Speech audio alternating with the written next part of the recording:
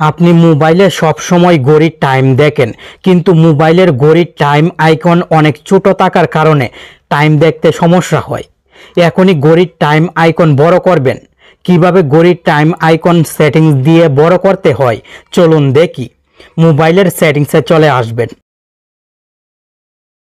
সেটিংসের search বক্সে type করবেন version number. About phone settings ক্যাটাগরির ভার্সন নাম্বার সেটিংসটি চলে আসবে।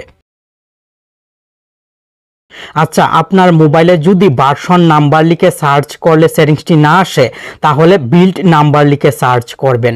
তবু যদি না আসে তাহলে সফটওয়্যার ভার্সন অথবা MIUI ভার্সন লিখে সার্চ করবেন। আশা করি সেটিংসটি চলে আসবে। যে সেটিংসটি আসবে সেই সেটিংসে ক্লিক করে 7 থেকে 8 বার ক্লিক করবেন। আমার মোবাইলে ভার্সন নাম্বার সেটিংসটি এসেছে, তাই এই ভার্সন নাম্বার সেটিংসে 7 থেকে 8 বার ক্লিক করে মোবাইল স্ক্রিন আনলক করার পাসওয়ার্ড দিয়ে ডেভেলপার অপশনস সেটিংসটি এনেবল করে নিব। No need, you are already a developer লেখা শো হচ্ছে, কারণ আমার মোবাইলে ডেভেলপার অপশনস সেটিংসটি অন করা আছে। আপনি অবশ্যই 7 থেকে 8 বার ক্লিক করে ডেভেলপার অপশনস সেটিংসটি প্রথমে এনেবল করবেন মোবাইল স্ক্রিন আনলক করার পাসওয়ার্ড দিয়ে। ব্যাকে চলে আসবেন।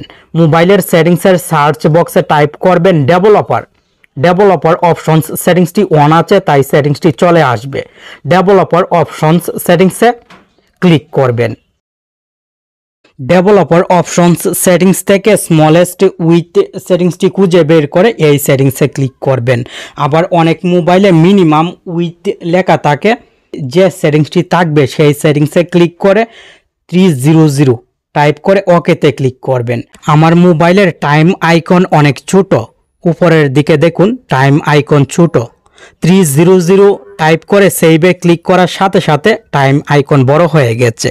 এইভাবে খুব সহজে আপনিও ঘড়ির টাইম আইকন বড় করতে পারবেন। ব্যাকে চলে আসবেন। মোবাইলের সেটিংসের সার্চ বক্সে টাইপ করবেন ফন্ট সাইজ।